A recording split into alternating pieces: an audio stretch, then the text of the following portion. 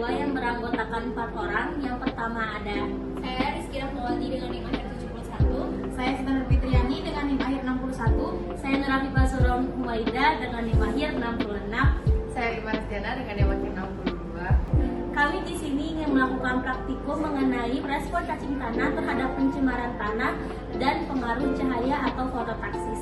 Selamat menyaksikan.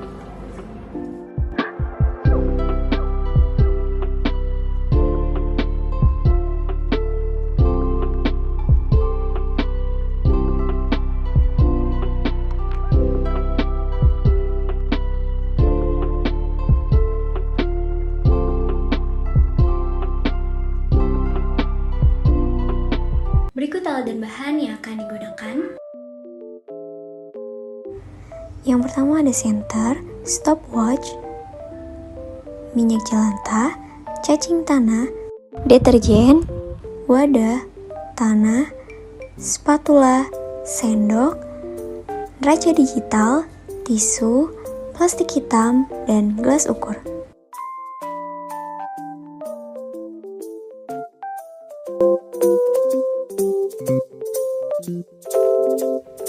Percobaan pertama adalah mengamati pengaruh pencemaran tanah terhadap kondisi cacing tanah.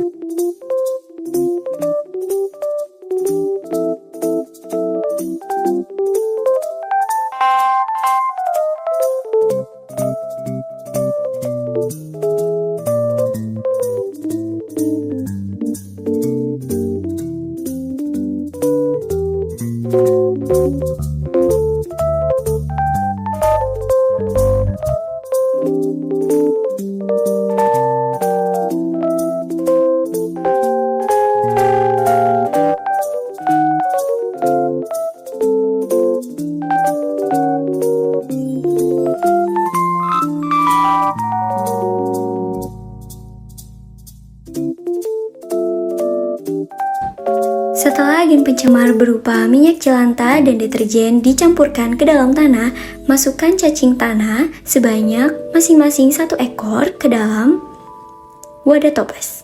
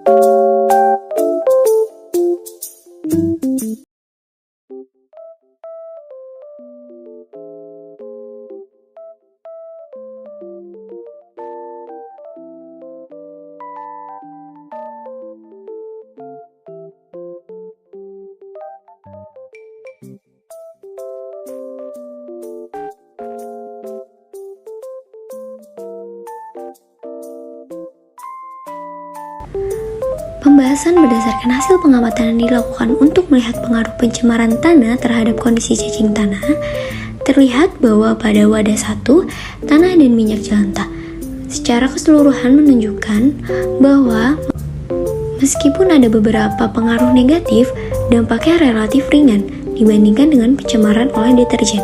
Cacing tanah tetap aktif dan tidak menunjukkan tanda-tanda stres atau kerusakan fisik yang signifikan.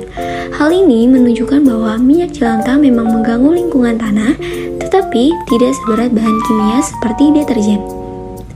Minyak jelantah memiliki dampak yang relatif ringan terhadap kondisi cacing tanah dibandingkan dengan deterjen. Minyak jelantah mengandung senyawa kimia yang dapat merusak struktur tanah dan menghambat proses aerasi. Hal ini dapat menyebabkan penurunan kualitas tanah dan berdampak negatif pada organisme tanah termasuk cacing tanah. Senyawa dalam minyak jelantah bisa beracun bagi cacing meskipun mengganggu fungsi fisiologis mereka dan bahkan menyebabkan kematian. Wadah 2, pada awalnya, cacing tanah di wadah ini menunjukkan aktivitas pergerakan yang sangat tinggi. Aktivitas yang tinggi ini dapat diartikan sebagai respons stres akut terhadap paparan deterjen, di mana cacing berusaha untuk menghindari atau keluar dari lingkungan yang beracun. Namun, aktivitas ini tidak bertahan lama karena cacing akhirnya mati. Warna tubuh yang berubah pucat merupakan tanda dehidrasi atau kegagalan fungsi fisiologis yang disebabkan oleh racun. Produksi lendir ini menunjukkan bahwa cacing sedang mengalami stres atau kerusakan jaringan, mencoba melindungi dirinya dari efek merusak bahan kimia dalam deterjen. Bentuk tubuh cacing menjadi mengkerut, menunjukkan dehidrasi dan kerusakan otot. Deterjen dapat menyebabkan dehidrasi dengan mengganggu keseimbangan osmotik, menarik air keluar dari sel-sel cacing. Kerusakan otot ini bisa menyebabkan kontraksi berlebihan yang tampak sebagai pengerutan tubuh. Wadah 3 menunjukkan pergerakan yang sangat aktif. Hal ini menandakan bahwa cacing berada dalam kondisi fisiologis yang baik, di mana mereka bisa bergerak bebas melalui tanah untuk mencari makanan dan berpartisipasi dalam aerasi tanah. Aktivitas yang tinggi menunjukkan bahwa tidak ada penghalang kimia atau aktivitas fisik yang mengganggu gerakan mereka. Warna tubuh yang normal menunjukkan bahwa mereka tidak mengalami stres atau kerusakan sel yang biasanya disebabkan oleh paparan bahan kimia berbahaya. Permukaan tubuh yang utuh menunjukkan bahwa cacing tidak mengalami abrasi atau kerusakan yang bisa disebabkan oleh bahan kimia iritan atau polutan dalam tanah. Ketidakhadirannya lendir menunjukkan bahwa cacing berada dalam lingkungan yang nyaman dan tidak berbahaya. Bentuk tubuh yang normal juga menunjukkan bahwa cacing tidak mengalami kontraksi berlebihan yang bisa disebabkan oleh reaksi terhadap polutan. Jawaban kedua yaitu mengamati respon cacing tanah terhadap cahaya. Ada cahaya terang dan cahaya gelap. Alat dan bahan yang digunakan yaitu cacing tanah sebanyak 5 ekor, senter, dan wadah yang telah dilapisi oleh plastik hitam seperti di gambar. Langkah kerja yang pertama itu masukkan cacing tanah ke dalam wadah sebanyak 5 ekor. Pastikan cacing dalam keadaan aktif dan hidup. Yang kedua, siapkan senter, lalu berikan pencahayaan pada bagian terang. Pastikan bagian yang gelap itu tidak terkena cahaya. Setelah itu, amati pergerakan cacing. Percobaan ini dilakukan sebanyak 3 kali pengulangan selama 5 menit.